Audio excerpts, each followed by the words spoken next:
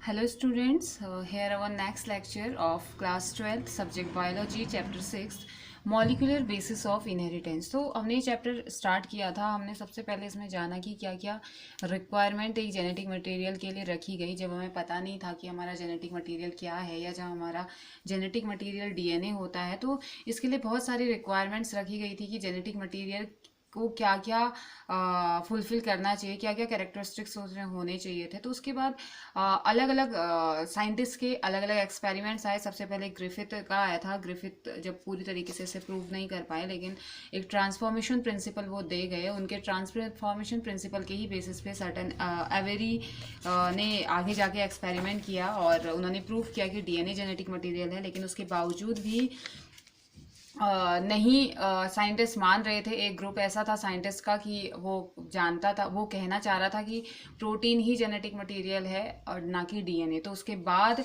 Hershey और चैश का एक एक्सपेरिमेंट आया जो उन्होंने बैक्टीरियोफेज पे किया था। बैक्टीरियोफेज क्या होता है? फेज का मतलब होता है वायरस पार्टिकल, ठीक है। तो उस पर उन्होंने एक्सपेरिमेंट किया और वहाँ से प्रूफ हो गया था कि डीएनए ही जेनेटिक मटेरियल है। अब आप किसी की भी बात करो। फिर हमने पढ़ा था स्ट्रक्चर ऑफ डीएनए। हमने देखा कि प्रोकैरियोटिक सेल में सर्कुलर डीएनए होता है, यूकैरियोटिक सेल में लीनियर डीएनए होता है। डीएनए को न्यूक्लिक एसिड अल्टमान ने बोला और मेसेल्स नाम के जो साइंटिस्ट थे उन्होंने पस सेल के न्यूक्लियस से डीएनए को ढूंढा था, तो उसे न्यूक्लिन पहले कह दिया गया था। डीऑक्सीराइबो न्यूक्लियोटाइड्स इसमें प्रेजेंट रहते हैं। शुगर डीऑक्सीराइबोज शुगर होती है इसमें, और तीन चीज़ों से ये मिलके, 3 मॉलिक्यूल से मिलके बना हुआ रहता है। एक तो डीऑक्सीराइबोज सॉरी एक तो होता है फॉस्फेट ग्रुप, PO4 ग्रुप इसे कहा जाता है। 5 carbon deoxyribose sugar group and nitrogenous basis. और इसमें नाइट्रोजिनस जो बेसिस होते हैं हमने पढ़ा कि 2 टाइप के होते हैं, एक तो प्यूरिन और दूसरे पायरिमिडीन। तो प्यूरिन वो जो कि 9 मेंबर्ड रिंग होती है और पायरिमिडीन वो जो 6 मेंबर्ड रिंग होती है। और यही ये कुछ प्यूरिन जो हमने पढ़े थे, एडेनिन एंड ग्वानिन प्यूरिन होते हैं। थाइमिन, साइटोसिन एंड यूरेसिल क्या होते हैं? पायरिमिडीन होते हैं। ये कुछ इस तरीके से 9 मेंबर्ड रिंग ये दोनों होते हैं और ये तीनों 6 मेंबर्ड रिंग होते हैं। लेकिन डीएनए में एडेनिन, ग्वानिन, थाइमिन और साइटोसिन ही मिलता है। जब हम आरएनए की बात करते हैं तो उस समय एडेनिन, ग्वानिन, थाइमिन और यूरेसिल मिलता है, ना कि साइटोसिन, ठीक है। हमने देखा कि हमेशा एडेनिन और थाइमिन के बीच में डबल बॉन्ड होता है जो कि हाइड्रोजन की बॉन्डिंग होती है, और ग्वानिन और साइटोसिन के बीच में हमेशा ट्रिपल बॉन्ड होता है, ठीक है। तो ये 3 हाइड्रोजन बॉन्ड से मिलकर बना हुआ रहता है और हमेशा एक एडेनिन एक प्यूरिन एक पायरिमिडीन के साथ ही ज्वाइन करेगा, क्योंकि अच्छा परफेक्ट मैच है डोनर, हाइड्रोजन डोनर और एक्सेप्टर का ये। और गैप भी उतना ही होता है कि एक 9 मेंबर्ड रिंग और एक 6 मेंबर्ड रिंग उसमें फिट हो सके। तो ये शुगर फॉस्फेट जो होता है, फॉस्फेट शुगर ये एक बैकबोन बनाने का काम करता है हमारे डीएनए के, ठीक है। ये सारी चीज़ें पढ़ी। थोड़ा सा जेनेटिक कोड और हमने टाइप्स ऑफ डीएनए हमने पढ़े थे। There are 5 types of DNA, ABCD and Z DNA. हमारा जो डीएनए होता है वो B डीएनए होता है, जिसकी बेस पेयर 10 होते हैं, स्मूथ होता है और 34 एंगस्ट्रॉम लेंथ पर टन में इसकी होती है, ठीक है। तो इतना हमने पढ़ लिया था। आज जो हमने नया टॉपिक हमने स्टार्ट करना है। फिर हमने 4 ग्राफ रूल भी पढ़ा था, सॉरी। तो 4 ग्राफ रूल के बहुत ज़्यादा इंपॉर्टेंट रूल, जिसको कि 4 ग्राफ ने ये कहा था कि ए और टी का जो ए और टी हमेशा जी और सी के बराबर होंगे। मतलब कि ए और टी अगर दोनों मिलके 10 हैं तो ये दोनों मिलके भी 10 ही होंगे। और A plus G plus T plus C, यानी कि एडिनिन और ग्वानिन जितना होगा उतना ही थाइमिन और साइटोसिन भी होगा। और A इक्वल्स टू टी होगा, जितना A होगा उतना ही टी होगा, और जितना C होगा उतना ही जी भी होगा। और उसके बाद उन्होंने कहा कि A प्लस टी, लेकिन A प्लस टी और G प्लस सी कभी भी इक्वल नहीं हो सकते हैं, ठीक है। मतलब कि इन दोनों को ऐड करके जितना आया, जरूरी नहीं कि वो इन दोनों को ऐड करके उतना ही आए, ठीक है। अलग अलग हो सकता है। और ये पॉली डाई हाइड्रोक्सीराइबोस शुगर इसमें होता है और फॉस्फेट के ग्रुप होते हैं, ये इक्वल होते हैं हमेशा। जितना ये होगा उतना ये भी होगा, ऐसा इन्होंने कहा। डीनेचुरेशन एंड रीनेचुरेशन हमने पढ़ा। एंटी पैरेलल डायरेक्शन होती है, हमने ये पढ़ा। तो आज हमारा जो नया टॉपिक है इस चैप्टर का, द मोस्ट इम्पॉर्टेंट टॉपिक एवो यू कैन से, तो ये है डीएनए रेप्लिकेशन। मैंने बहुत बार ये वर्ड आपके साथ यूज़ किया होगा, डीएनए रेप्लिकेशन। 10th में भी बोला होगा, 11th में भी बोला होगा, लेकिन आज हम इसको पढ़ेंगे, ठीक है। DNA replication.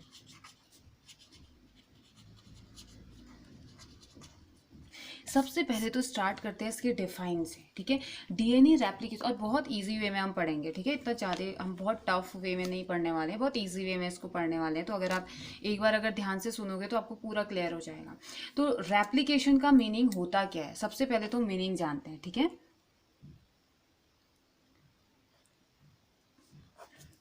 मीनिंग है a unique property of DNA is that it govern its own synthesis, या it is defined as a process in which DNA makes a copy of itself. एक ऐसी प्रोसेस जिसमें डीएनए अपनी ही copy बनाता है, या एक ऐसी प्रोसेस जिसमें डीएनए खुद को ही सिंथेसाइज करता है, ठीक है। The copying process of DNA to produce additional DNA molecule is called replication. तो जो कॉपिंग प्रोसेस होती है डीएनए की, ताकि वो एडिशनल डीएनए के मॉलिक्यूल को बना सके, उसी को हम क्या कह देते हैं, डीएनए रेप्लिकेशन, ठीक है। तो क्या लिख सकते हैं, it is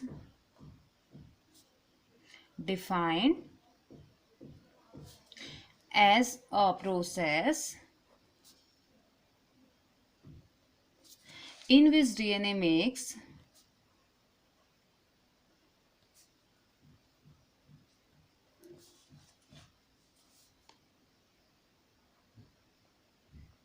a copy of itself।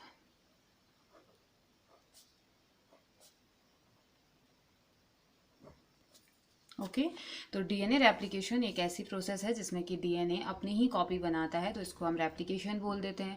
अब इसमें आता है नेक्स्ट की time and site of occurrence.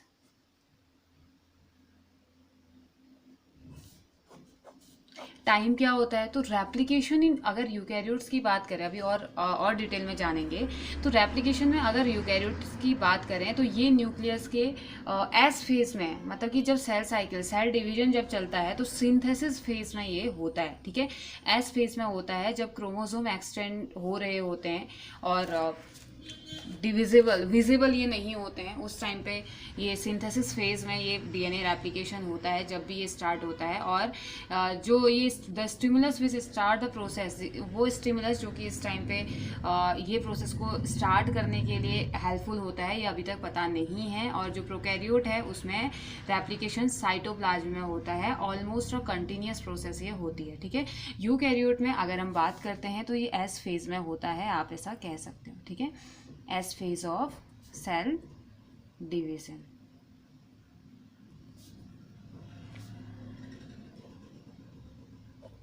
बहुत ध्यान से इस टॉपिक को सुनिए। तो अब मैं मोड ऑफ रेप्लिकेशन की बात करती हूँ, सीधे हम बात करते हैं मोड ऑफ रेप्लिकेशन की, और बहुत इजी वे में इसको पढ़ते हैं, बहुत ज़्यादा थ्योरेटिकल पोर्शन में ना जाके हम डायग्राम की हेल्प से इसको समझते हैं, ठीक है, जो कि बहुत ज़्यादा ईजी होगा। अब देखो, क्रिक जो थे ना, क्रिक नाम के जो साइंटिस्ट थे, उन्होंने बताया इसके बारे में, उन्होंने 3 मोड दिए। मतलब कि ये तो पता चल गया था कि डीएनए अपनी ही कॉपी बनाता है और उसके बाद वो ऑफस्प्रिंग तक भेजता है, मतलब कि वो आगे की जनरेशन तक इसको भेजता है। लेकिन ये पता नहीं चल पाया कि किस टाइप से वो खुद की कॉपी करता है, कैसा ऐसा मोड है उसका कि वो खुद को कॉपी करता है और फिर भेज देता है और अपने में कमी नहीं होने देता है, अपनी बॉडी में कमी नहीं करता है। मतलब कौन सा ऐसा तरीका होता होगा जिरोक्स करने का उसका खुद का, या कौन सा ऐसा तरीका होता होगा कि वो खुद को कॉपी करे। तो उसके लिए जो क्रिक थे, इन्होंने क्या किया, 3 टाइप के डीएनए रेप्लिकेशन को की थ्योरी जो थी वो दी, ठीक है। मीन्स की क्रिक प्रपोज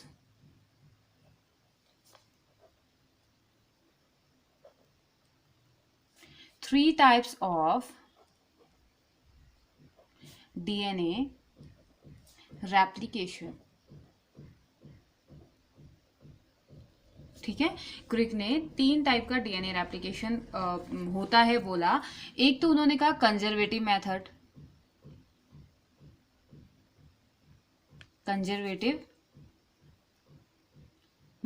ओके, और इसको हम डिस्क्राइब करेंगे। दूसरा इन्होंने कहा कि डिस्पर्सिव मेथड होता है,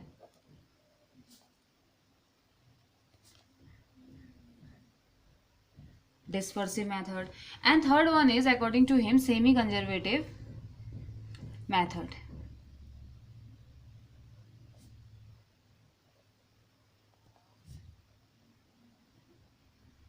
ओके। तो वॉटसन ने कहा कि डीएनए जो खुद को रेप्लिकेट करता है, अपनी जो कॉपी करता है, वो इन 3 तरीकों से वो कर सकता है। इन तीनों में से ही कोई एक होगा जो कि वो हमारे सेल में भी कर रहा है, यूकैरियोटिक सेल में भी इसी बेसिस पे कुछ कर रहा होगा। और लेकिन फिर वो कंफर्म नहीं थे, लेकिन फिर भी उन्होंने दिया कि मतलब कंफर्म नहीं थे कि कौन सा वाला करता है, ठीक है, मतलब ये हमारी बॉडी में कौन सा वाला होता है उसके लिए कंफर्म नहीं थे। फिर आगे जाके इसका भी कंफर्मेशन मिल गया था। तो अब देखो कंजर्वेटिव में क्या था ना, कंजर्व हो जाना ना, कंजर्व रहता है। तो कंजर्वेटिव डीएनए रेप्लिकेशन में कहा गया कि डीएनए कंजर्व हो जाता है, पेरेंटल डीएनए जैसा था वैसा ही स्टोर रहता है, उसको कोई डिस्टर्बेंस नहीं होगा और एक नया स्ट्रैंड डीएनए का बन जाएगा, ऐसा कहा गया, ठीक है। जैसे अगर मैं बोलूं ये पेरेंटल डीएनए है,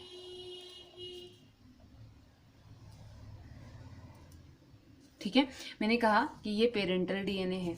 अब इस कंजर्वेटिव मोड के थ्रू हुआ ये कि डीएनए क्या करेगा, खुद की कॉपी बनाता है। अब जब डीएनए खुद की कॉपी बनाता है ना, तो वॉटसन जो एक क्विक थे, इन्होंने कुछ इस तरीके का कहा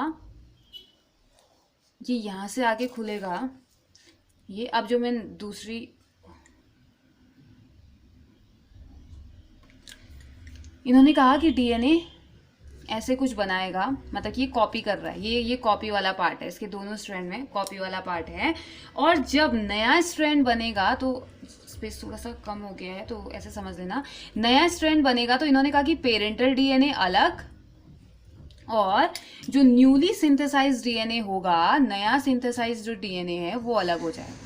मतलब कि पेरेंटल डीएनए जैसा था वैसा ही डीएनए रेप्लिकेशन यही है। एक डीएनए है, ये डीएनए है, ये डीएनए क्या कर रहा है, खुद की कॉपी कर रहा है, कर दी ना उसने यहाँ पे कॉपी, मतलब कि इसके और पार्ट्स आ गए यहाँ पे, कोई इस तरीके से जुड़ के आ गए। तो ये क्या है, नया स्ट्रैंड है जो कि बन रहा है डीएनए में। अब कैसे बन रहा है हम बाद में पढ़ेंगे, पहले हम समझ लेते हैं कि होता क्या है, ठीक है।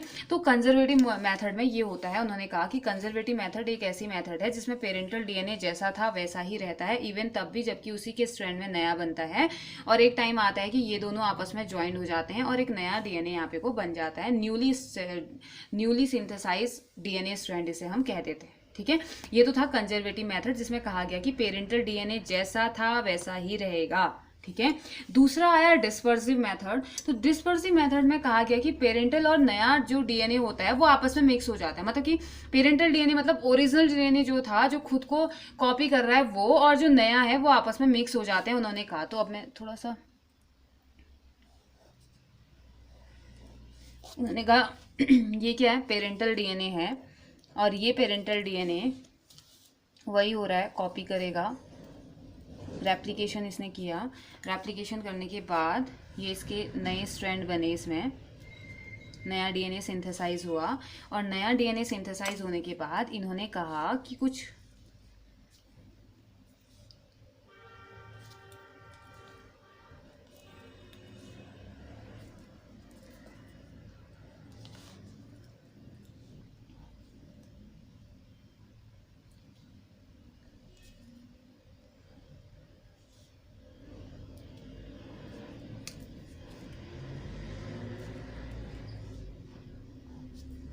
कुछ इस तरीके से डीएनए सिंथेसाइज मिक्स हो जाएगा, उन्होंने कहा, ठीक है। और ऐसे ही इधर साइड भी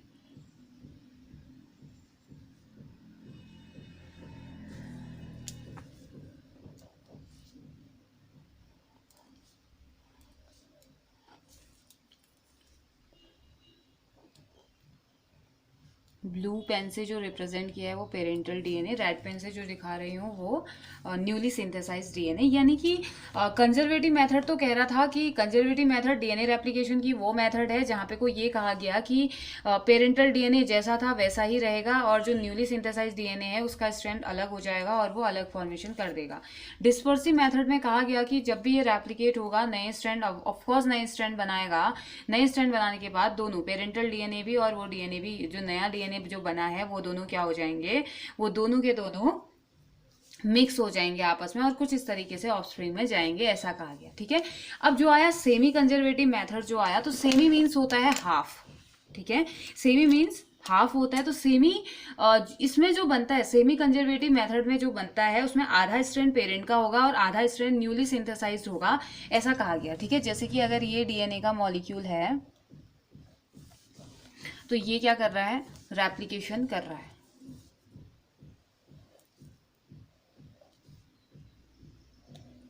इसने रेप्लिकेशन किया, रेप्लिकेशन की प्रोसेस तो सेम होगी, ये रेप्लिकेशन हो गया, ठीक है, इसने नया स्ट्रैंड बना दिया। नए स्ट्रैंड के बाद कहा गया कि कुछ इस तरीके का फॉर्मेशन होगा,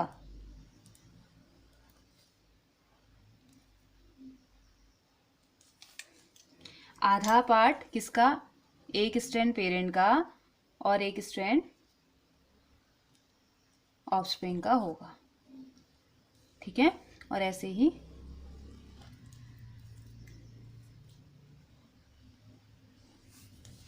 हो गया ना। तो ये था semi conservative mode of replication. तो एक बार और जानते हैं, वॉटसन ने क्रुइक जो थे उन्होंने प्रपोज की 3 टाइप्स ऑफ रेप्लिकेशन थ्योरी। तो उन्होंने कहा कि एक कंजर्वेटिव मेथड होता है, कंजर्वेटिव मेथड डीएनए रेप्लिकेशन की वो प्रोसेस जिसमें कि पेरेंटल डीएनए का जो इन्फॉर्मेशन है वो जैसा था वैसा ही रहता है और दूसरा स्टोर हो जाता है और एक पूरा कंप्लीटली नया स्ट्रैंड बनता है, ऐसा उन्होंने कहा, ठीक है। दूसरा डिस्पर्सिव मेथड दिया। डिस्पर्सिव मेथड मतलब उनको कंफर्म नहीं था अभी कि कौन सा मेथड यूज हो रहा है, उन्होंने कहा कि ये 3 मेथड के थ्रू ही हो सकता है, इसके अलावा कोई अदर मेथड नहीं हो सकती है। तो ये उन्होंने कहा कि ठीक है, रेप्लिकेट किया, मिक्स हो जाएगा, पेरेंट का डीएनए भी जो न्यूली सिंथेसाइज स्ट्रैंड है वो भी मिक्स हो जाएगा और उसके बाद ये ऑफस्प्रिंग में जाएगा, ऐसा उन्होंने कहा। उसके बाद सेमी कंजर्वेटिव मेथड उन्होंने कहा, तीसरी मेथड ये है कि इसमें क्या हो जाएगा, डीएनए रेप्लिकेट तो होगा, अपनी कॉपी तो ये बनाएगा, कॉपी बनाने के बाद उसके जो 2 स्ट्रैंड है, एक स्ट्रैंड पेरेंटल स्ट्रैंड होगा, दूसरा वाला नया स्ट्रैंड होगा, फिर ऐसे एक स्ट्रैंड पेरेंटल स्ट्रैंड, दूसरा स्ट्रैंड पेरेंटल वाला। तो जब आगे रिसर्च ये मान लिया गया कि ठीक है, आपकी 3 मेथड जो आपने दी है, हम मान लेते हैं कि डीएनए कुछ ऐसे ही रेप्लिकेट करता है, डीएनए रेप्लिकेशन की प्रोसेस यही होती है, लेकिन इन तीनों में से एक होती है, क्योंकि एक ही यूकैरियोट्स की अगर हम बात करें तो यूकैरियोट्स में एक ही यूकैरियोट में मतलब कि यूकैरियोट के ग्रुप में अलग अलग थोड़ी ना होगा, सेम ही तो होगा ना। ऐसे प्रोकैरियोट्स में भी एक भले ही कंजर्वेटिव हो, डिस्पर्सिव हो, सेमी कंजर्वेटिव हो, कुछ भी हो, होगा तो एक ही टाइप का। तो आगे रिसर्च की गई और रिसर्च करने के बाद पता चला कि जो डीएनए रेप्लिकेशन है ना वो एक्चुअल में सेमी कंजर्वेटिव होता है, यानी कि ये वाला रेप्लिकेशन डीएनए रेप्लिकेशन होता है जिसमें कि एक स्ट्रैंड तो पुराना स्ट्रैंड होता है, पेरेंट का इन्फॉर्मेशन, पेरेंट की इन्फॉर्मेशन जिसमें आती है, एक स्ट्रैंड वो होता है जो नया सिंथेसाइज डीएनए होता है, जो कि क्या करता है, जेरोक्स होता है अपने ही पेरेंट का, ठीक है। तो ये सेमी कंजर्वेटिव मेथड जाना गया कि यही मेथड होता है, सेमी कंजर्वेटिव रेप्लिकेशन होता है, जो कि हम पढ़ते हैं। तो टाइप, अब देखो डीएनए का रेप्लिकेशन जो होता है वो डिपेंड करता है फिर टाइप ऑफ सेल में, ठीक है। हमें पता है कि 2 टाइप के हमारे पास सेल हैं, एक प्रोकैरियोटिक सेल है और दूसरा यूकैरियोटिक सेल है, ठीक है। तो प्रोकैरियोटिक सेल क्या है, इसमें डीएनए कैसा होता है, हमने पढ़ा था, इसमें डीएनए होता है सर्कुलर और कहाँ होता है, साइटोप्लाज्म में। तो इसके लिए जो मॉडल था रेप्लिकेशन का वो थीटा मॉडल ऑफ रेप्लिकेशन था, कुछ इस तरीके से रेप्लिकेट होता है, कहा गया, जो थीटा शेप शो करता है क्योंकि सर्कुलर होता है, ठीक है, थीटा शेप शो करेगा जब भी ये प्रोकैरियोट में डीएनए रेप्लिकेशन होगा, ऐसा कहा गया। दूसरा यूकैरियोट में कहा गया, यूकैरियोट में कैसा होता है, लीनियर होता है ना, और कहाँ होता है, न्यूक्लियस में होता है, सेल के न्यूक्लियस में ये होता है, और कहा गया कि वाई शेप का रेप्लिकेशन इसमें शो होता है, मतलब कि वाई शेप ये बनाता है, वाई शेप रेप्लिकेशन मॉडल। ये 1 मार्क्स में आता है ये क्वेश्चन कि प्रोकैरियोट में रेप्लिकेशन मॉडल कैसा होता है और यूकैरियोट में रेप्लिकेशन मॉडल कैसा होता है। तो प्रोकैरियोटिक का जो रेप्लिकेशन मेथड है वो थीटा मेथड होता है, थीटा शेप्ड मेथड होता है, जबकि यूकैरियोटिक में वाई शेप्ड मेथड होता है। तो आज हम पढ़ेंगे यूकैरियोट्स का, हम पढ़ने वाले हैं। तो कैसे यूकैरियोट मतलब कि कैसे वाई शेप हम कैसे कह रहे हैं, जबकि डीएनए तो वाई शेप होता नहीं है, आप ऐसे सोच रहे होंगे ना। तो अभी हम सारी चीजें पढ़ेंगे। तो वाई शेप में होता क्या है ना, नॉर्मली डीएनए पहले रेप्लिकेट होता है और फिर कुछ इस तरीके से ऐसे ऐसे जैसे डीएनए है तो ये रेप्लिकेशन, सॉरी ये डीएनए है, रेप्लिकेशन के टाइम पे कुछ इस तरीके का स्ट्रक्चर ये शो कर जाता है, मतलब कि खुल जाता है ना, तो वाई जैसा ही दिखाई देता है, इसलिए वाई शेप इसे कहा जाता है। जबकि उसमें क्या होता है, ऐसे और सर्कुलर डीएनए है तो कुछ इस तरीके से वो डीएनए रेप्लिकेट होता है, तो थीटा शेप दिखाई देता है, इसलिए उसे थीटा कहा जाता है। ओके, तो स्टार्ट करें सेमी कंजर्वेटिव एक्सपेरिमेंट, मतलब कि रेप्लिकेशन के लिए semi conservative method of replication को हम शो करते हैं, तो मिसेल्सन और थाल नाम के दो साइंटिस्ट थे 1958 में। इन्होंने प्रूव किया, मतलब कि क्योंकि ये पता नहीं था ना कि क्रिक ने दे तो दिया था कि 3 तरीके का हो सकता है, लेकिन क्रिक ये प्रूव नहीं कर पाए कि कौन से तरीके का होगा, लेकिन उन्होंने आसान काम जरूर कर दिया था कि 3 ही तरीके दे दिए, क्योंकि बहुत सारे पॉसिबल भी तो हो सकते थे ना, और भी तो पॉसिबल रीजंस या और भी तो पॉसिबल तरीके हो सकते थे, लेकिन क्रिक ने कहा कि आप इन तीनों में से ही एक होगा, लेकिन कौन सा होगा ये उन्हें पता नहीं है। तो 1958 में मिसेल्सन एंड थाल नाम के साइंटिस्ट आए, इन्होंने प्रूव किया कि डीएनए रेप्लिकेशन जो होता है वो सेमी कंजर्वेटिव मेथड से होता है। यानी कि हम क्या पढ़ेंगे, semi conservative method of DNA replication. ठीक है, अब बहुत ध्यान से इसको सुनिए, क्योंकि मोस्ट इंपॉर्टेंट टॉपिक है। आप जब तक बायो पढ़ोगे तब तक ये आपका पीछा नहीं छोड़ेगा, और बहुत ही अच्छा टॉपिक है। ठीक है, तो हमने क्या पढ़ा, हमने कहा कि 3 तरीके से हो सकता है, कंजर्वेटिव, डिस्पर्सल और सेमी कंजर्वेटिव। तो हमने पढ़ना है सेमी कंजर्वेटिव, तो उन दोनों के बारे में तो आपने पढ़ना है नहीं। तो अब इसमें DNA replication semi conservative method से होता है, तो उसमें उन्होंने क्या यूज किया ना, they use heavy isotope of nitrogen. Nitrogen का जो हैवी आइसोटोप होता है वो N15 वाला होता है। ठीक है, N15 होता है, और नेचुरली जो नाइट्रोजन होता है वो क्या होता है, ये तो आपको पता ही है, N14 होता है ना। तो उन्होंने लिया हैवी आइसोटोप ऑफ नाइट्रोजन, तो N15 उन्होंने लिया, और उन्होंने CSCl, इसमें CSCl यानी कि इसे क्या कहते हैं, सीजियम क्लोराइड का यूज किया, और सेंट्रीफ्यूगेशन मेथड का यूज किया। मतलब कि डीएनए सेमी कंजर्वेटिव होता है, DNA replication semi conservative method होता है। इस चीज के लिए मिसेल्सन और थाल ने 2 चीजें ली, एक तो हैवी आइसोटोप लिया नाइट्रोजन का जो N15 होता है, और दूसरा उन्होंने सीजियम क्लोराइड इसका इसमें यूज किया। ठीक है, तो उस सेंट्रीफ्यूगेशन मेथड का यूज किया, और इसमें सीजियम क्लोराइड को भी इन्होंने डाला। तो इन्होंने क्या कहा ना, इन्होंने कहा कि जब, देखिए इन्होंने क्या किया, इन्होंने कहा ये डीएनए है, इसमें एक स्ट्रैंड तो क्या होगा, N14 वाला नेचुरल वाला हम डालते हैं, और एक स्ट्रैंड ऐसा डालते हैं जो N15 वाला है। ठीक है, तो जब ये डीएनए रेप्लिकेट करेगा तो एक पेरेंटल डीएनए और एक नया स्ट्रेन बनेगा, एक मतलब कि पता करने के लिए कि ऐसा ही होता है या नहीं होता है, मतलब कि कैसे पता किया उन्होंने कि सेमी कंजर्वेटिव डीएनए है या नहीं है। ठीक है, तो मतलब कि जो नया स्ट्रैंड जो बनेगा उसमें एक स्ट्रैंड N15 का होना चाहिए और एक स्ट्रैंड N14 का होना चाहिए ना, ऑफकोर्स, क्योंकि अगर आप बोल रहे हैं कि नॉर्मल, क्योंकि नेचुरली तो यही होगा ना, ये तो हमने आइसोटोप यूज किया है, और आइसोटोप क्यों यूज कर रहे हैं, चेक करने के लिए। ठीक है, आइसोटोप तो हम चेक करने के लिए यूज कर रहे हैं, और नेचुरली तो N14 होता है। तो अब इसकी वजह से सीजियम क्लोराइड का जब हम यूज करेंगे तो इसकी वजह से होगा क्या कि जब एक नया स्ट्रैंड बनेगा, नया स्ट्रैंड बनने के लिए वही प्रोसेस आएगी डीएनए रेप्लिकेशन की, यहाँ से खुल जाएगा, वाई शेप का फॉग बनाएगा, यहाँ पे कोई नया बनेगा, और जो ये नया डीएनए होगा कुछ इस तरीके का बनेगा, जैसे भी एक नया एक पुराना। और इसमें होना क्या चाहिए फिर, इस नए और पुराने में, एक में N14 होना चाहिए और एक में N15 होना चाहिए। और यही हुआ भी, जब ये थाल और मिसेल्सन ने एक्सपेरिमेंट किया, सीजियम क्लोराइड इसमें डाला, हैवी आइसोटोप डाला, तो इन्होंने देखा कि एक स्ट्रैंड इनको 14 वाला मिला और एक स्ट्रैंड इनको N15 वाला मिला। सेंट्रीफ्यूगेशन मेथड का यूज किया। सेंट्रीफ्यूगेशन कैसे करते हैं हमने कल पढ़ा था ना बैक्टीरियोफेज वाले में, तो वैसे ही कुछ एक्सपेरिमेंट इन्होंने किया, और इन्होंने देखा कि yes, semi conservative mode of replication ही होता है किसमें, डीएनए के जो रेप्लिकेशन की मेथड है उसमें। ठीक है, यानी कि एक पेरेंटल डीएनए और एक नया स्ट्रैंड बनेगा, तो पेरेंटल डीएनए जो होगा वो, जैसे हमने N15 अगर पेरेंटल डीएनए को हमने लिया तो N14 नया डीएनए बनेगा।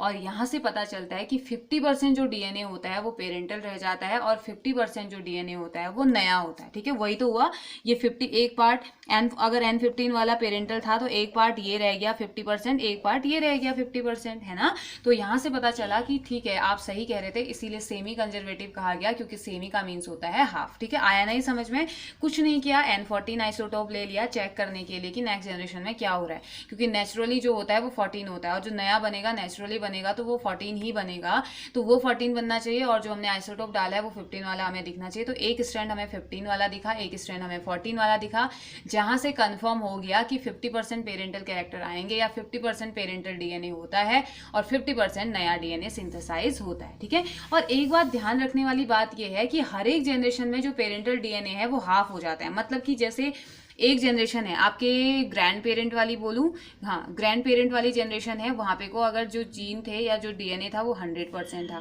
फिर उसके अगले जनरेशन में आते आते वो क्या हो जाएगा, आपके फादर को कितना मिल जाएगा उसका, इस डीएनए का ग्रैंड पेरेंट वाले का 50% मिलेगा। आपके तो ग्रैंड पेरेंट है ना, ये इनके पेरेंट है तो इनका 50% मिलेगा। अब इनका आपको कितना मिलेगा, 25%, क्योंकि इसका भी तो हाफ हो जाएगा ना। और फिर उसके आगे वाली जनरेशन का 5। तो ये चल ऐसे ही होते रहता है, मतलब कि यहाँ से इनका 50, लेकिन अपने पेरेंट का 50% ही मिलेगा, इनका तो 50% मिलेगा। आपको जो डीएनए, ये मान लो ये आप हो, ठीक है, ये आप हो, ये आपके पेरेंट्स हैं, ये आपके ग्रैंड पेरेंट्स हैं, तो आपके ग्रैंड पेरेंट्स का आपके पेरेंट्स को 50% मिला, लेकिन इनके पास अपना 100% भी तो है, अपना 100% तो इन्होंने आपको दिया, वो 50%, लेकिन आपको ये ग्रैंड पेरेंट का आपको कितना मिलेगा, 25% मिलेगा ना। तो यही कहा जाता है कि at every generation the parental DNA becomes half. तो ये पेरेंटल डीएनए क्या हो जाता है, हर जनरेशन टू जनरेशन हाफ हो जाता है, ठीक है। और एक की पॉइंट इसमें है, अगर आप नीट का भी एग्जाम देना चाहो या आप 12th का दे रहे हो, किसी का भी, हर बेसिस पे ये कि सबसे ज़्यादा वैसे मैं बता चुकी हूँ आपको, सबसे ज़्यादा इंपॉर्टेंट चीज़ कि अगर 1 मार्क्स में क्वेश्चन पूछा जाए या कॉम्पिटेटिव एग्जाम के हिसाब से पूछा जाए तो इसमें क्वेश्चन ये रहता है हमेशा कि डीएनए रेप्लिकेशन कहाँ होता है, मतलब कब होता है। तो DNA replication takes place in the nucleus of the cell, takes place in S phase of cell division, ठीक है। सेल डिवीजन के synthetic phase, S phase means synthesis phase में ये होता है, सिंथेटिक फेज में ये सेल डिवीजन के सिंथेटिक फेज में डीएनए रेप्लिकेशन होता है। उसी टाइम पे डीएनए अपनी जैसी अपनी जैसी कॉपी बनाता है, ठीक है। उसके बाद अब जो मेन जो हम पढ़ने वाले हैं ना, वो पढ़ने वाले हैं स्टेप्स ऑफ डीएनए रेप्लिकेशन। ये तो हमने पढ़ लिया कि ठीक है इस टाइप का होता है, डीएनए खुद को डबल करता है, 50% आता है, पेरेंटल डीएनए हर जनरेशन टू जनरेशन कम कम होते जाता है। लेकिन बात यह आती कि आखिर ये जो रेप्लिकेशन हम पढ़ रहे हैं ये होता कैसे है, ठीक है, क्या रीजन है या क्या क्या चीजें ऐसी हैं जो इस डीएनए रेप्लिकेशन में यूज की जाती हैं, क्या हमारी बॉडी यूज करती है। मतलब हमारा तो कोई रोल ही नहीं है ना इसमें, हमारी बॉडी के सेल्स का ही रोल है, हमारे डीएनए का ही इसमें रोल है। तो आखिर ऐसा हमारा डीएनए करता क्या है जो इतना स्पेशल है कि ये जेनेटिक मटेरियल हो जाता है, मतलब इतना बड़ा ये काम कर रहा है ना, हम सोच भी नहीं सकते। हमारे पेरेंट्स के कैरेक्टर को हमारी बॉडी में ये एंटर करवा रहा है, ठीक है। तो चलिए स्टार्ट करते हैं, क्या, steps of DNA replication, okay.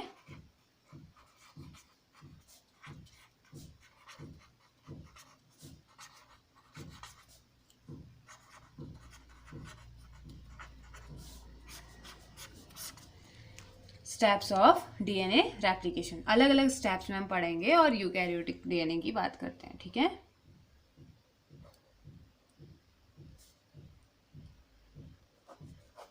Okay, तो अब देखिए स्टेप फर्स्ट, स्टेप 1।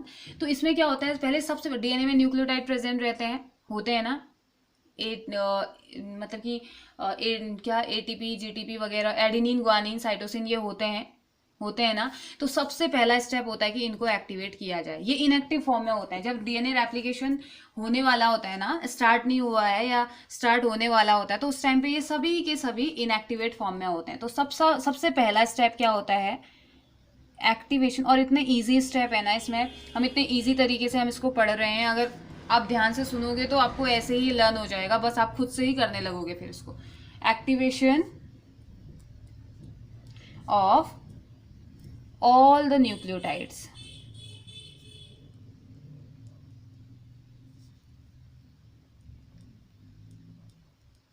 यानी कि इनको क्या कहा जाता है, DNTPS। अब बताती हूँ। तो देखो अब जो डीएनए रेप्लिकेशन है, डीएनए रेप्लिकेशन के लिए सभी न्यूक्लियोटाइड को एक्टिवेट करना बहुत ज़्यादा जरूरी हो जाता है। इसीलिए हमारा फर्स्ट स्टेप क्या होता है, एक्टिवेशन ऑफ ऑल न्यूक्लियोटाइड्स, ठीक है। तो अब जितने भी न्यूक्लियोटाइड्स वो क्या होते हैं, जैसे कि अगर मैं बोलूं DAMP, तो बताओ DAMP क्या होता है। DAMP होगा डीऑक्सी एडेनिन मोनोफॉस्फेट। इसको क्या कहा जाता है, deoxy adenine, A for adenine हुआ ना, मोनोफॉस्फेट, ठीक है। ऐसे दूसरा क्या आएगा, ग्वानिन के लिए आएगा डीऑक्सी ग्वानिन मोनोफॉस्फेट, फिर उसके बाद CMP TMP, यही तो होगा, एडेनिन ग्वानिन साइटोसिन थाइमिन, यही तो होता है, सभी मोनोफॉस्फेट के फॉर्म में है, यानी कि एक ही फॉस्फेट के फॉर्म में है। अब बात आती है कि हम तो कह रहे हैं कि इनको एक्टिवेट करना है, तो इनको एक्टिवेट कैसे करेंगे। अब किसी को भी, जैसे आप लोग ना बिल्कुल ऐसे बैठ गए हो कि बिल्कुल हमें एनर्जी नहीं है, कुछ नहीं है, तो आपको क्या देना होगा, एनर्जी देनी होगी, सबसे पहले देनी होगी ना। तो एनर्जी देने के लिए हम किसका यूज करेंगे, ऑफकोर्स ATP का। तो हम यहाँ पे को ATP फॉस्फोरिलेज एंजाइम इसमें डाल देते हैं, या हमारी बॉडी क्या कर देती है, जब भी DNA रेप्लिकेशन हो रहा होता है, इनएक्टिवेट डीऑक्सी, ये जो न्यूक्लियोटाइड होते हैं उनको एक्टिवेट करने के लिए एक एंजाइम का यूज करती है, और वो एंजाइम क्या होते हैं, ATP फॉस्फोरिलेज। अब ये किस में कन्वर्ट हो जाएगा, ATP डीऑक्सी एडिनोसिन ट्राइफॉस्फेट, है ना। फिर ऐसे ही GTP CTP TTP, ठीक है। सभी में मोनोफॉस्फेट की जगह अब क्या आ जाएगा, ट्राइफॉस्फेट, क्योंकि हमने सभी में ट्राइफॉस्फेट एंटर करवा दिया है, इसमें भी, इसमें भी, इसमें भी, इसमें भी। हमने नहीं, हमारी बॉडी ने, हमारी बॉडी में प्रेजेंट DNA ने ये किया, क्योंकि जब उसे पता चला कि उसे DNA रेप्लिकेशन करने की जरूरत है, वो सेल डिवीजन के सिंथेटिक फेज में पहुंच चुका है, तो वो जल्दी से क्या कर देता है, जितने भी उसके पास न्यूक्लियोटाइड है उन सभी को क्या कर देता है, एक्टिवेट कर देता है, ठीक है। इनएक्टिवेट को एक्टिवेट करने के लिए हम किसका यूज करते हैं, ATP का यूज करते हैं, ATP फॉस्फोरिलेज एंजाइम का हम यूज करते हैं, ठीक है। अब मोस्ट इंपॉर्टेंट चीज ये आती है कि जो दूसरा स्टेप है हमारा, वो होता है ओरिजिन ऑफ रेप्लिकेशन। अब होता है ऐसा है ना, DNA तो इतना बड़ा मॉलिक्यूल है, हमें पता है DNA मैक्रो मॉलिक्यूल है, बहुत बड़ा मॉलिक्यूल है, तो यहाँ पे DNA के लिए सबसे बड़ा टास्क ये होता है कि ओरिजिन ऑफ रेप्लिकेशन वो कहाँ पे ढूंढे, मतलब कि ओरिजिन ऑफ रेप्लिकेशन मतलब कि कहाँ पे से वो खुद को अनवाइंड मीन्स कहाँ से वो खुद को खोलेगा। जैसे ये DNA मैंने बोला, ये DNA है, ये नॉर्मल DNA, बहुत बड़ा DNA मान के चलो, इसने क्या किया, यहाँ पे खुद को खोल रखा है ना, देखो अनवाइंडिंग करी है ना, तो ये कहाँ पर को ढूंढे अपना ओरिजिन ऑफ रेप्लिकेशन। वो यहाँ पे भी तो कर सकता था, यहाँ पे भी कर सकता था, कहीं से भी खोल सकता था ना। तो DNA का जो मोस्ट इंपॉर्टेंट जो पार्ट होता है वो होता है ओरिजिन ऑफ रेप्लिकेशन को ढूंढना, ठीक है। तो स्टेप 2 क्या होता है, step 2 is origin of replication, origin of replication, okay. तो अब देखो प्रोकैरियोटिक सेल का DNA होगा तो उसके पास एक ही ओरिजिन ऑफ रेप्लिकेशन होगा, क्यों, क्योंकि प्रोकैरियोटिक सेल क्या होता है, बहुत छोटा सा सेल है, तो उसके पास तो एक ही होगा ओरिजिन ऑफ रेप्लिकेशन, उसे ढूंढने की जरूरत ही नहीं है, हो गया, उसने खोल दिया, ठीक है। लेकिन यूकैरियोटिक सेल का जब होता है तो यूकैरियोटिक सेल का DNA बहुत बड़ा होता है और बहुत सारे ओरिजिन ऑफ रेप्लिकेशन होते हैं, ये ओरिजिन ऑफ रेप्लिकेशन है, ये ओरिजिन ऑफ रेप्लिकेशन है, ये है, बहुत है। तो यहाँ पे DNA के लिए एक टास्क होता है कि मैं खोलूं कहाँ से, मैं कहाँ पे को ओरिजिन ऑफ रेप्लिकेशन बनाऊं, ठीक है। तो ओरिजिन ऑफ रेप्लिकेशन को अब यहाँ पे को क्या करता है ना, यहाँ पे कुछ इस तरीके का स्टेप 2 में ओरिजिन ऑफ रेप्लिकेशन को ढूंढना होता है। तो जैसे ये DNA है,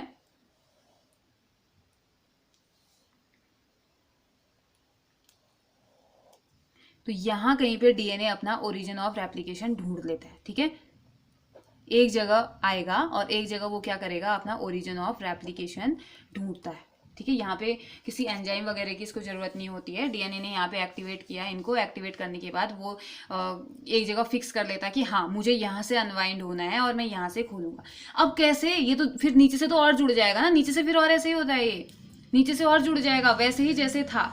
तो अब यहाँ पे को DNA के लिए ये टास्क आप समझ लीजिए होता है कि आपने ओरिजिन ऑफ रेप्लिकेशन तो ढूंढ लिया, लेकिन अब आप क्या करोगे, अब आप कैसे इसका रेप्लिकेशन करोगे, कैसे इस पार्ट की आप कॉपी करोगे, या कैसे यहाँ से आप कॉपी करने वाले हो DNA की, ठीक है। तो इसके लिए आता है थर्ड स्टेप, है ना इजी, बिल्कुल भी कुछ नहीं है। फर्स्ट स्टेप में इनएक्टिवेट को एक्टिवेट करना है, सेकंड स्टेप में ओरिजिन ऑफ रेप्लिकेशन DNA ढूंढता है, थर्ड स्टेप जो होता है वो होता है निक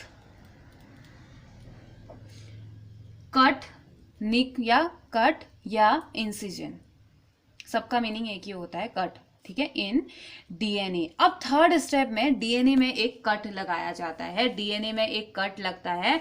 it is done at the origin of replication. ये कट कहाँ लगेगा? इस जगह पे जहां पर डीएनए ने अपने लिए ओरिजिन ऑफ रेप्लिकेशन ढूंढा है, यानी कि वो जगह ढूंढी है जहां से वो खुद को डिवाइड करने वाला है, खुद का नंबर डबल करने वाला है। तो वहां पर क्या हो जाता है, एक कट वो लगा देता है। अब उसके पास सीजर तो है नहीं, वो कट कैसे लगाएगा, है ना? तो बोल रहे कि इसे कट करने के बाद इसमें जो हाइड्रोजन, अब होता क्या है, इसको कट करने के बाद क्या होगा, डीएनए हाइड्रोजन बॉन्ड्स के थ्रू जुड़ा हुआ रहता है ना, एडेनिन गुआनिन साइटोसिन काहे से जुड़ते हैं, इसी से तो जुड़े हैं, हाइड्रोजन बॉन्ड से ही तो जुड़े हैं। तो अब कट करने के बाद इसमें जो हाइड्रोजन बॉन्ड होते हैं वो टूट जाता है और एक एंजाइम यहाँ पे यूज होता है इसको कट करने के लिए। आपने ना इसमें कुछ नहीं करना है, स्टेप बहुत ईजी है, आपने याद रखने एंजाइम बस। अभी तक कोई एक एंजाइम यूज हुआ है एटीपी फॉस्फोरिलेज, और दूसरा अब यहाँ पे कोई यूज होगा, ठीक है। तो यानी कि डीएनए के ओरिजिन ऑफ रेप्लिकेशन को कट करने के लिए आपको एक एंजाइम की जरूरत पड़ती है जिसे कहा जाता है एंडोन्यूक्लियस। एंडो मीन्स होता है इन, न्यूक्लियस मीन्स न्यूक्लिक एसिड, यानी कि न्यूक्लिक एसिड के अंदर जाके जो क्या करेगा, उसको कट करेगा। ओके, तो और आपसे जो इस ये 12th में तो आपसे सीधा ही थ्योरेटिकल पोर्शन इससे पूछा जाएगा कि explain the process of DNA replication. यहाँ पे आपको एंजाइम अगर आपने साफ साफ लिखे हुए हैं, एंजाइम आपने साफ साफ दिखा रखे हैं, डायग्रामेटिक ऐसे स्टेप वाइज स्टेप दिखा रखा है, तो आपके फुल मार्क्स। और कॉम्पिटेटिव एग्जाम्स में आपसे इसी से 3-4 क्वेश्चन आपके बनेंगे कि डीएनए जब ओरिजिन ऑफ रेप्लिकेशन को कट करता है तो उस समय कौन से एंजाइम का यूज होता है, डीएनए जब इनएक्टिवेट न्यूक्लियोटाइड्स को एक्टिवेट करता है तो उस टाइम पे कौन से एंजाइम का यूज करता है। तो बहुत इसमें जो ऑलमोस्ट जो कॉम्पिटेटिव एग्जाम के हिसाब से जो क्वेश्चन बनते हैं वो इसी के लिए बनते हैं, एंजाइम से ही बनते हैं, ठीक है। तो अभी दूसरा एंजाइम यहाँ पे यूज होने वाला है। तो यानी कि क्या होता है, ओरिजिन ऑफ रेप्लिकेशन ढूंढने के बाद अब तीसरा स्टेप डीएनए के लिए आता है कि वो क्या करे, अगर वो खुद को रेप्लिकेट करना चाहता है तो उसको जरूरत है कि वो क्या करेगा, अब इस वाली जगह पे कट लगा देगा। कट मतलब आप अब समझ लो कि एक रस्सी है और उस रस्सी को, जैसे ना मेरे पास ज्यादा अभी कुछ है नहीं तो मैं अब ये भी दिखेगा नहीं ना, तो ये मान लो ये कुछ इस तरीके से डीएनए है, ठीक है, ऐसे।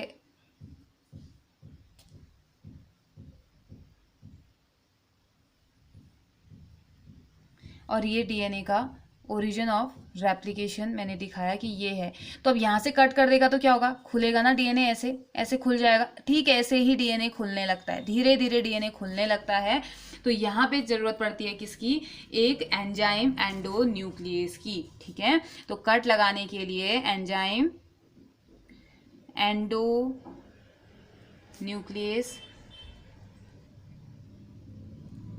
एंजाइम की यहाँ पे जरूरत पड़ती है। एंडो मीन्स होता है इन, न्यूक्लियस मीन्स न्यूक्लिक एसिड, तो ये न्यूक्लिक एसिड के अंदर जाके इसको कट कर देता है। तो ये क्या था, ये नॉर्मल डीएनए जिसमें कि डीएनए ने अपने लिए ओरिजिन ऑफ रेप्लिकेशन ढूंढा था, ठीक है, ये ओरिजिन ऑफ रेप्लिकेशन था। यहाँ पे एंजाइम क्या आया, एंडोन्यूक्लियस। आपको ऐसे ही दिखाना होगा बेटा, अगर आप ऐसे दिखाओगे आपको बहुत ज़्यादा थ्योरी लिखने की जरूरत ही नहीं है।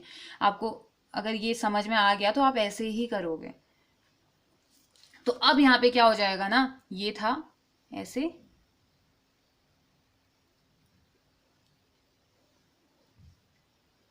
यहाँ पे लग गया है कट, ठीक है। या इस पोर्शन को क्या कह देते हैं, निक। ये नाम जरूर याद रख लेना, the cut portion of DNA is known as nick. तो इसे क्या कह दिया जाता है, निक। तो यहाँ पे एंजाइम कौन यूज हुआ, एंडोन्यूक्लियस। 3 स्टेप पढ़ चुके हैं। फर्स्ट स्टेप क्या था, activation of all the nucleotides, यानी कि मोनोफॉस्फेट से सबको ट्राइफॉस्फेट में हमने कन्वर्ट करना था, और एटीपी का यूज करके, एटीपी एनर्जी का सोर्स है तो वो एनर्जी देगा, वो एक्टिवेट हो जाएंगे। दूसरा टास्क डीएनए के लिए है कि वो ओरिजिन, और अब एक्टिवेट जब सब हो गया है, आप काम स्टार्ट कर चुके हो, तो ये ढूंढिए पहले कि कहाँ से आप रेप्लिकेट करोगे, कौन सी वो जगह होगी। तो वो यूकैरियोटिक सेल में बहुत बड़ा डीएनए है तो बहुत सारे होते हैं, तो एक जगह को उसको सेलेक्ट करना होता है, आप ये समझिए। जबकि प्रोकैरियोटिक सेल में तो एक ही ओरिजिन ऑफ रेप्लिकेशन होता है, तो कोई प्रॉब्लम ही नहीं है उसमें। तो उसके बाद जब वो ढूंढ ले रहा है तो फिर एक एंडोन्यूक्लियस नाम का एंजाइम एक्टिवेट होता है, जो क्या करता है, ओरिजिन ऑफ रेप्लिकेशन वाली प्लेस को कट करने का काम करता है, और उसे हम क्या कह देते हैं, निक कह देते हैं, ठीक है। आया ना इतना समझ में। अब नेक्स्ट 4th पार्ट में हमने क्या करना है,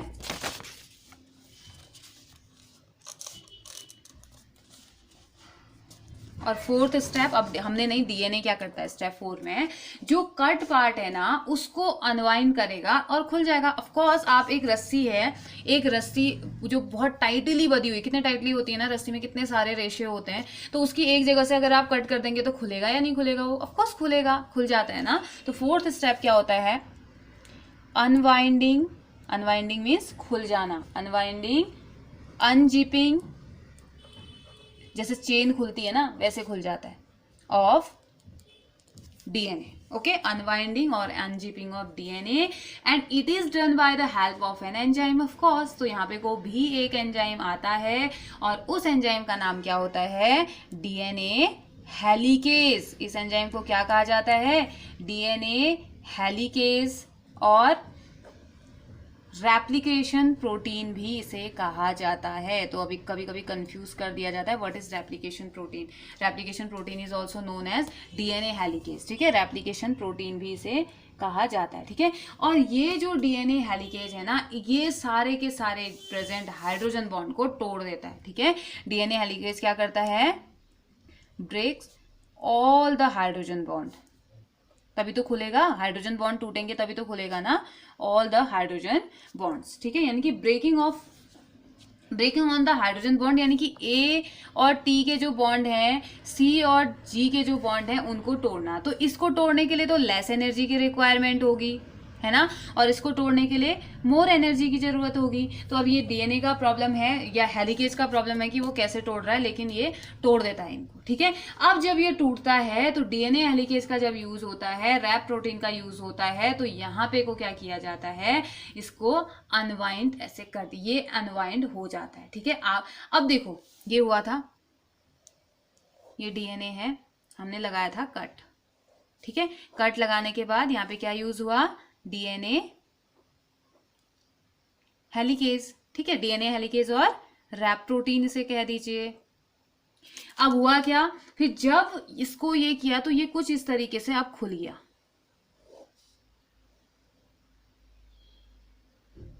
थोड़ा थोड़ा थोड़ा थोड़ा ऐसे ये खुलने लगता है। मैंने कुछ इस तरीके से ये यहाँ से ये खुल गया, ठीक है। मैंने जॉइंट दिखा दिया, ये जॉइंट नहीं होगा, ये यहाँ से खुलना स्टार्ट हो गया, ठीक है।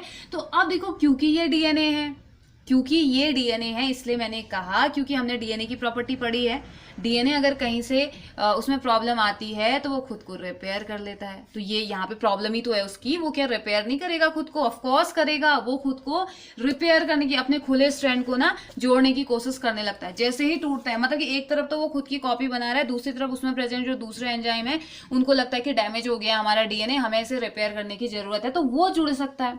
तो अब इसके लिए क्या कर सकते हैं? इसके लिए स्टेप 5 का यूज किया जाता है। स्टेप 5 का यूज किया जाता है किस चीज के लिए?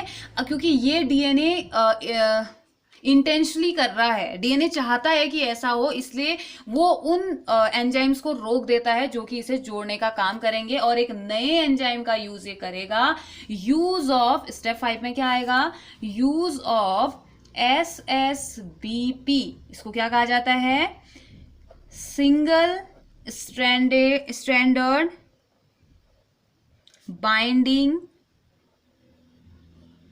Protein, single standard binding protein का यूज करते हैं to prevent intercoiling of DNA. Why? To use of, use of SSBP to prevent intercoiling of DNA. ये तो नोट्स भी अगर आप ऐसे ही बनाओगे तो ऐसे ही बनाइए, ठीक है। तो यहां पे होगा क्या? जो अनवाइंडेड डीएनए के स्ट्रैंड हैं, ये क्या लिखा था?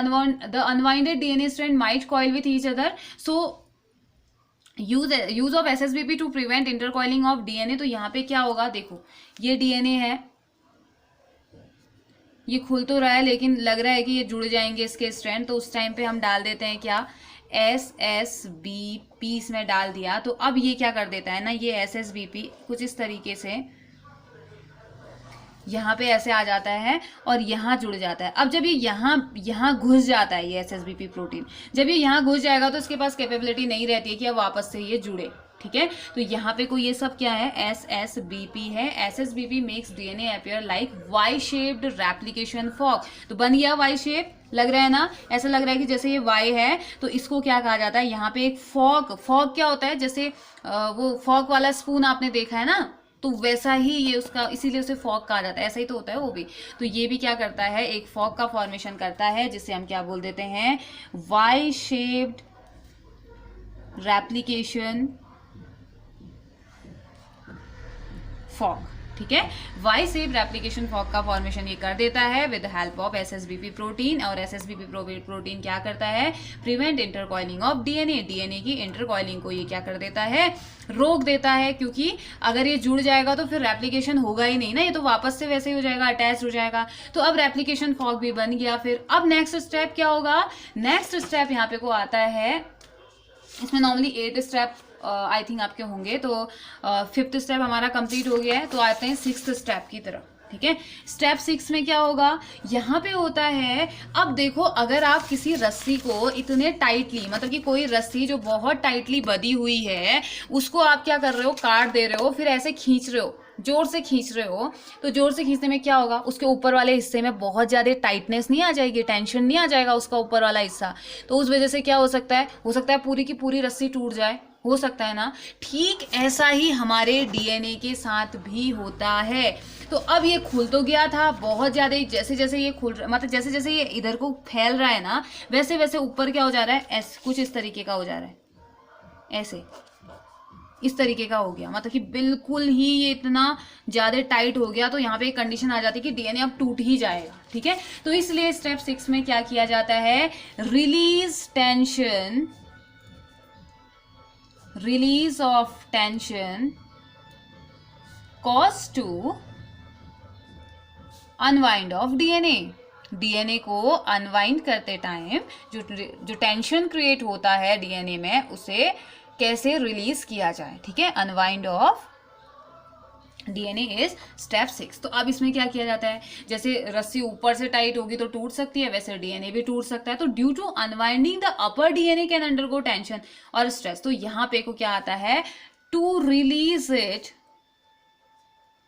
एक एंजाइम का यूज किया जाता है फिर से। तो to release is topoisomerase. इस एंजाइम का नाम क्या होता है, टोपो आइसोमरेज, और इसका दूसरा नाम होता है गायरेज, DNA गायरेज। ये तो बहुत ज्यादा इंपॉर्टेंट, मतलब कि इससे ज्यादा इंपॉर्टेंट DNA रेप्लिकेशन में कोई एंजाइम नहीं है, जो मतलब कि इंपॉर्टेंट इस बेसिस पे जो क्वेश्चन में पूछा जाता है एग्जाम में, सबसे ज्यादा पूछा जाने वाला क्वेश्चन कि टेंशन को रिलीज करने के लिए कौन से एंजाइम का यूज किया जाता है। तो टोपो आइसोमरेज या DNA गायरेज, दोनों एक ही होते हैं, दो अलग अलग नाम है इसके। ठीक है, तो टोपो आइसोमरेज एंजाइम का इसमें यूज किया जाता है। ठीक है, इज यूज्ड। तो होगा क्या, ये कुछ ऐसा हो गया था, बहुत ही ज्यादा, इतना ज्यादा टाइट हो गया था DNA, ऐसे ऐसे। तो अब इसको क्या किया गया, इसका टेंशन रिलीज किया गया, टोपो आइसोमरेज एंजाइम का यूज करके। तो अब ये क्या हो गया, वापस से नॉर्मल हो गया। ठीक है, जैसा था वैसा हो गया, और इधर से रेप्लिकेशन फॉक इसका रहा। ठीक है, तो यहाँ पे क्या लिख दोगे, टेंशन रिलीज्ड। ओके, टेंशन यहाँ पे रिलीज हो गया। अब ठीक है, टेंशन भी रिलीज हो गया, लेकिन अभी तक नया DNA नहीं बनाया, हम तो यही करने में रह गए। तो स्टेप 7 अब आता है। ठीक है, स्टेप 7, तो यहाँ आता है फॉर्मेशन ऑफ RNA प्राइमर। थोड़ा सा सरप्राइजिंग लगेगा कि RNA DNA में क्या कर रहा है, तो यहाँ पे ऐसा ही होता है, फॉर्मेशन ऑफ, अभी बताती हूँ, RNA प्राइमर। अब होता क्या है ना, RNA primer is a small fragment of RNA। RNA primer क्या होता है, RNA primer is a small fragment of RNA विच, ये है important, which synthesized by the help of enzyme DNA primase. या डीएनए, हाँ डीएनए प्राइमेज। तो RNA primer एक छोटा सा सेगमेंट है आरएनए का जो कि बनता किससे है, डीएनए प्राइमेज से ही बनता है, ठीक है। अब the only problem of RNA primer का प्रॉब्लम ये है कि ये हमेशा, अब डीएनए का 3' एंड होता है, 5' एंड होता है, तो अब यहाँ पे को हमें जरूरत पड़ रही है आरएनए प्राइमर की, आरएनए प्राइमेज की हमें यहाँ पे को जरूरत पड़ रही है। तो आरएनए प्राइमर थोड़ा सा यहाँ पे डीएनए के नए स्ट्रैंड को बनाने में यहाँ पे हेल्प करता है। क्यों? क्योंकि ये डीएनए प्राइमेज से मिलके बना हुआ है।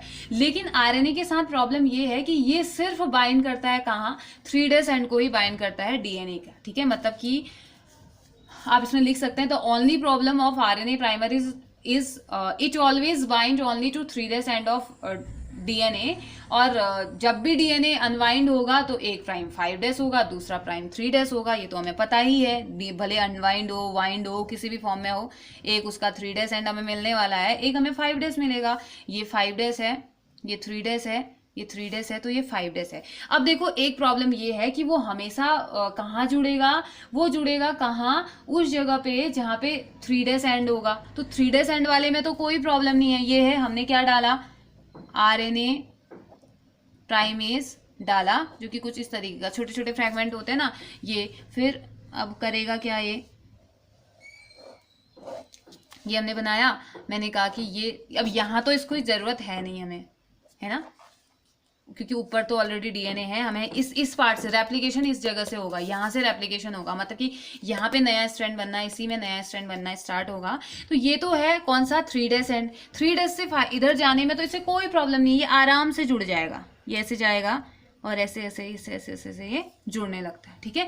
लेकिन दिक्कत आती है 5' एंड में। तो 5' एंड में ना ये जुड़ ही नहीं पाता, इसको प्रॉब्लम होती है, तो टुकड़ों में जुड़ता है, छोटा थोड़ा पार्ट यहाँ पे, थोड़ा पार्ट यहाँ पे, थोड़ा पार्ट यहाँ पे, कुछ इस तरीके से ये जुड़ने लगता है कहाँ, 5' एंड में। यानी कि एक साइड 3' एंड में आरएनए क्या करता है, आरएनए में कोई प्रॉब्लम ही नहीं है जुड़ने में, ये सीधे गया और ये जुड़ गया। अब जबकि दूसरा 5' एंड में प्रॉब्लम होती है, तो ये क्या करता है, मल्टीपल फॉर्म में जुड़ जाता है ना। तो अब क्या है, अब ठीक है आरएनए प्राइमर तो आपने जोड़ दिया, जैसे तैसे वो जुड़ ही गया, जहां पे भी वो जुड़ा, 3' में जुड़ा, 5' में जुड़ा, वो जुड़ गया, ठीक है। तो अब नेक्स्ट स्टेप क्या किया जाए, क्योंकि एक स्ट्रैंड पूरा आरएनए प्राइमर वाला या नए डीएनए को बनने की जो प्रोसेस है वो पूरा बिल्कुल कंटिन्यूअस चलते ही जा रही है, और जबकि दूसरे स्ट्रैंड में क्या हो रहा है, वो रुक रुक के चल रहा है। तो अब क्या किया जाए, अब हमारा आएगा यहाँ पे लास्ट स्टेप, ठीक है, लास्ट स्टेप जिसमें कि होता है सिंथेसिस ऑफ डीएनए, ठीक है। अब हम पढ़ेंगे synthesis of DNA, step 8, and step 8 is synthesis of DNA. अब इसमें क्या होता है, अब देखो यहाँ पे हमने क्या, ये जो सिंथेसिस ऑफ डीएनए होता है इसमें भी एक एंजाइम आता है, यहाँ पे भी एक एंजाइम हेल्पफुल होगा, जिसे कि क्या बोलते हैं, डीएनए पॉलीमरेज एंजाइम। मतलब कि पॉली मीन्स बहुत सारे, यानी कि एक ऐसा एंजाइम आएगा डीएनए का जो उसके नंबर को ज्यादा कर देगा, यानी कि बढ़ा देगा। तो इसका प्रॉब्लम है, ये सिर्फ न्यूक्लियोटाइड में जुड़ सकता है। आरएनए प्राइमर का प्रॉब्लम था, वो सिर्फ कहाँ पे जुड़ रहा था, 3' एंड में। अब इसका प्रॉब्लम है किसका, डीएनए पॉलीमरेज एंजाइम का, कि वो सिर्फ न्यूक्लियोटाइड्स में जुड़ेगा, मतलब कि it can add nucleotides only. तो अब देखो इन कहाँ, ये 5' से 3' एंड में जुड़ता है, ठीक है। और देखो ये कहाँ जुड़ रहा था, आरएनए प्राइमर कहाँ जुड़ रहा था, 3 से 5' में जुड़ रहा था। लेकिन इसका फायदा हमें ये हुआ कि ये यहाँ से यहाँ जुड़ेगा, है ना, हो गया ना फायदा। तो अब क्या हो रहा है, 5' से 3' डायरेक्शन का जो स्ट्रैंड है वो बनेगा नया। क्यों? क्योंकि डीएनए पॉलीमरेज एंजाइम इसी में जुड़ेगा 5' से 3' एंड में। तो यानी कि 5 से 3' वाला जो 3' स्ट्रैंड का है वो नया बनेगा, ना कि टेम्पलेट का, जो यानी कि नया डीएनए इस स्ट्रैंड का बनेगा, ना कि टेम्पलेट। टेम्पलेट स्ट्रैंड कौन सा, template strand means, template strand का मीनिंग होता है पेरेंट स्ट्रैंड, ठीक है। टेम्पलेट का मतलब होता है पेरेंट, ठीक है। तो अब डीएनए पॉलीमरेज क्या करता है, जितने भी एक्टिवेटेड डीएनए, उनको जो एक्टिवेटेड किया था, हमने एक्टिवेट किया था ना फर्स्ट स्टेप में, हमने पढ़ा कहीं पे, उसके बारे में नहीं पढ़ा ना। तो ये क्या करता है, अब जितने भी इसने एक्टिवेट किए थे इन सभी को अपनी तरफ डीएनए पॉलीमरेज अट्रैक्ट करने लगता है, ठीक है। और जब ये अट्रैक्ट करने लगता है तो यहाँ पे क्या हो जाते हैं, डीएनए का, नए स्ट्रैंड के डीएनए का बनना स्टार्ट हो जाता है। और डीएनए पॉलीमरेज क्या हो जाता है, यहाँ पे को देखो डायग्राम से समझाती हूँ। ये जो डीएनए पॉलीमरेज एंजाइम है ये 5' से 3' डायरेक्शन में जुड़ता है, ठीक है। It adds only 5' to 3' direction. तो 5' to 3' डायरेक्शन वो स्ट्रैंड है जो नया बनेगा, ठीक है, new strand, not template. Template means parent, parental नहीं होता है, ये नया स्ट्रैंड होता है जो बनता है। तो अब होता है क्या, देखो ये डीएनए था, इसमें हमने कहा कि रेप्लिकेशन हो रहा था, ठीक है। यहाँ पे तो आराम से ये कौन सा स्ट्रैंड था, ये था हमारा 3' से और ये था हमारा 5' था, ठीक है। और यहाँ 5' था, यहाँ 3' था। अब यहाँ से जब आरएनए प्राइमर इधर जुड़ा तो ये कौन सा वाला होता होगा, मुझे बताओ। ये स्ट्रैंड कौन बनेगा, यहाँ पे 3 है तो यहाँ ऑफकोर्स 5 होगा, होगा या नहीं होगा। यहाँ भी तो ऐसे चलेगा 3' 5। अब देखो यहाँ पे तो आरएनए प्राइमर ऐसे जुड़ा हुआ था, लेकिन यहाँ पे आरएनए प्राइमर ऐसे ऐसे जुड़ा हुआ था, है ना। तो मतलब जब भी कोई भी नया स्ट्रैंड बनेगा तो हमेशा 5' से 3' में ही बनेगा, ना कि 3' से 5' की तरफ, ठीक है। मतलब कि यहाँ से यहाँ नया, ये देखो ये वही है, 3 से 5' की तरफ जा रहा है, यहाँ से भी 3 से 5 आ रहा है ना ये। तो ये वाला स्ट्रैंड क्या होगा, मैं मतलब ये वाला स्ट्रैंड जो मैं बोल रही थी कि वो मैं इस वाले की बात कर रही थी। यहाँ पे ये भी नया बनेगा और यहाँ से ये भी नया बनेगा, ठीक है। ये तो नए बनने वाले हैं, लेकिन जो ये पुराना वाला स्ट्रैंड है 3' to 5' ये वाला इसका पेरेंटल स्ट्रैंड रहेगा, ना कि न्यू स्ट्रैंड। न्यू स्ट्रैंड ये वाले बनेंगे, ये जो नए आ रहे हैं ना, जहाँ पे आरएनए प्राइमर जुड़ा है, ये दोनों नए स्ट्रैंड बनने वाले। अब कैसे, फिर यहाँ तो ठीक है, यहाँ पे क्या गया, ये तो कंटिन्यूअसली बना, नया बन रहा है, तो इस स्ट्रैंड को क्या कह दिया जाता है, लीडिंग स्ट्रैंड और कंटिन्यूअस स्ट्रैंड। यहाँ पे नया डीएनए बनने की प्रोसेस स्टार्ट हो गई, नया डीएनए बन चुका है, ये समझ लीजिए। लेकिन प्रॉब्लम आई यहाँ पे, जहाँ पे आरएनए प्राइमर बीच बीच में है ही नहीं। तो पता है क्या होता है, यहाँ पे को एक जो डीएनए हेलिकेज था ना, हमारा डीएनए हेलिकेज था, वो आ जाता है, ठीक है। तो यहाँ पे और डीएनए पॉलीमरेज भी ऐड हो जाता है। डीएनए पॉलीमरेज आएगा ना यहाँ पे, तभी तो 5' से 3' में जाएगा। और साथ ही साथ डीएनए हेलिकेज आता है, और डीएनए हेलिकेज क्या कर देता है, इसको इसके बीच बीच में भर देता है, यहाँ पे आ जाएगा। और ये भी क्या हो जाता है, कंटिन्यूअस स्ट्रैंड बन जाता है। तो इसे जो वैसे नॉर्मली कंटिन्यूअस नहीं होता है, तो इसे डिसकंटिन्यूअस स्ट्रैंड भी कहा जाता है और लैगिंग स्ट्रैंड भी कहा जाता है। तो इससे क्वेश्चन क्या बनता है पता है, what is the difference between leading strand and lagging strand. तो जो लीडिंग स्ट्रैंड होता है वो तो कंटिन्यूअस स्ट्रैंड होता है, जो कि आरएनए प्राइमर का पूरा हो जाता है, जबकि लैगिंग स्ट्रैंड डिसकंटिन्यूअस स्ट्रैंड होता है, जहाँ पे आरएनए प्राइमेज पूरा नहीं होता है, मल्टीपल फॉर्म में फिल होता है, और उसको फिल करने के लिए फिर डीएनए गायरेज वगैरह आते हैं, ठीक है। जो कि, और ये कौन सा है, ये टेम्पलेट स्ट्रैंड है, टेम्पलेट, ये भी टेम्पलेट स्ट्रैंड है, ये दोनों ही टेम्पलेट स्ट्रैंड है, यानी कि पेरेंटल स्ट्रैंड है, ये वैसे ही रहेंगे। और डीएनए पॉलीमरेज, अब यहाँ पे कोई ऐसे डीएनए पॉलीमरेज, मतलब मेनली जो गायरेज का काम क्या होता है ना, इसको चिपकाने का काम होता है, ठीक है। गायरेज उसको ग्लू की तरह काम करता है, और जो मेनली यहाँ पे को भरता है ना, मतलब कि जो ये गैप को जो भरता है वो डीएनए पॉलीमरेज होता है, ठीक है। ये जैसे यहाँ पे भी अगर कहीं खाली है तो डीएनए पॉलीमरेज, ये क्या हो जाएगा, डीएनए पॉलीमरेज, और गायरेज क्या कर देगा, इसको चिपका देता है आपस में, ठीक है। तो सारे के सारे स्ट्रैंड कंटिन्यूअस इसमें भी हो जाते हैं। तो यानी कि दो स्ट्रैंड का फॉर्मेशन होता है, एक लीडिंग स्ट्रैंड, एक लैगिंग स्ट्रैंड। लीडिंग स्ट्रैंड में कंटिन्यूअस हो रहा था, कंटिन्यूअस काम कर रहा था, और लैगिंग स्ट्रैंड में कंटिन्यूअस नहीं हो रहा था। तो बाद में डीएनए पॉलीमरेज ने आके इसको फिल कर दिया, और यहाँ क्या हो गया, कुछ इस तरीके से नए स्ट्रैंड का फॉर्मेशन हो गया। यानी कि जो हमने पढ़ा था, डीएनए रेप्लिकेशन एक ऐसी प्रोसेस होती है जिसमें कि एक पेरेंटल स्ट्रैंड बनता है और एक नया स्ट्रैंड। तो वही तो बन रहा है ना, ये पेरेंटल स्ट्रैंड है, इसके साथ नया स्ट्रैंड बन रहा है, तो इसको ऐसे ही तो दिखाएंगे। ये क्या हो गया, नया स्ट्रैंड। और इधर साइड भी ऐसे ही हुआ, ये पेरेंटल डीएनए था और यहाँ से नया स्ट्रैंड बन गया। तो हमारे ये 8 स्टेप का जो प्रोसेस होता है डीएनए रेप्लिकेशन, हमने कितने इजी तरीके से पढ़ा ना, कोई प्रॉब्लम नहीं। अच्छा हाँ, एक चीज और, ये जो स्ट्रैंड होते हैं ना, जो ऐसे ऐसे ऐसे हाफ हाफ जो बने इसमें, तो इनको एक और नाम से जाना जाता है, जिसे कि ओकाजाकी फ्रैगमेंट। ओकाजाकी के नाम से इनको सबसे ज्यादा जाना जाता है। तो ओकाजाकी फ्रैगमेंट इन्हें कहा जाता है। ये ओकाजाकी क्या होता है, यहाँ पे जाके ज्वाइन हो जाता है डीएनए लाइगेज की हेल्प से, ठीक है ना। शायद अभी तक मैंने डीएनए हेलिकेज आपसे बोला, तो डीएनए लाइगेज यहाँ पे को आता है, ठीक है, हेलिकेज नहीं, डीएनए लाइगेज आता है, सॉरी, डीएनए लाइगेज भी यहाँ पे को आता है जो उसे चिपकाने का काम करता है, किसको, डीएनए पॉलीमरेज को, ठीक है। डीएनए लाइगेज चिपकाएगा, ना कि हेलिकेज। हेलिकेज का यूज तो ऊपर हो गया है ना, तो डीएनए यहाँ पे मैं लिख देती हूँ,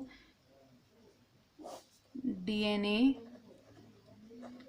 लाइगेज, डीएनए लाइगेज आएगा और इसको क्या करता है, ग्लू की तरह चिपकाने का काम करता है और पूरी तरीके से एक नया स्ट्रैंड यहाँ पे को बन जाता है। और एक स्ट्रैंड तो क्या होता है, कोडिंग स्ट्रैंड होता है। मान लो ये वाला स्ट्रैंड कोडिंग स्ट्रैंड है, तो दूसरा क्या होता है, नॉन कोडिंग स्ट्रैंड होता है, ठीक है।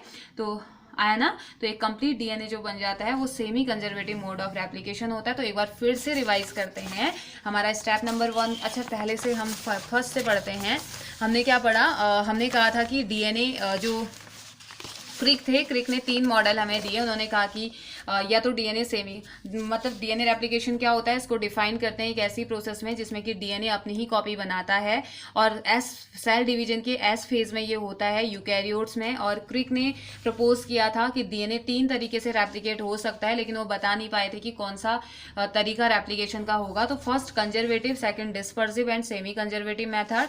तो कंजर्वेटिव मेथड में उन्होंने कहा कि डीएनए के पास बहुत सारे ग्रुप्स होते हैं, क्योंकि ये यूकैरियोटिक डीएनए की अगर हम बात करते हैं तो बहुत सारे ओरिजिन ऑफ रेप्लिकेशन होते हैं। तो यहाँ पे वो क्या करता है, जब भी ये रेप्लिकेट होगा तो एक, मतलब कि नॉर्मली, चलिए मैं ऐसे ही बता देती हूँ, कंजर्वेटिव मेथड में उन्होंने कहा कि एक ऐसा नया डीएनए बनता है जिसमें कि पेरेंट का जो डीएनए है पूरा अलग और नया जो सिंथेसाइज डीएनए है वो पूरा अलग हो जाता है, ऐसा उन्होंने कहा, ठीक है। दूसरा डिस्पर्सिव में उन्होंने कहा कि मिक्स हो जाता है, जो नया डीएनए और पुराना डीएनए है पेरेंट का भी और नए स्ट्रैंड का भी, वो मिक्स हो जाता है।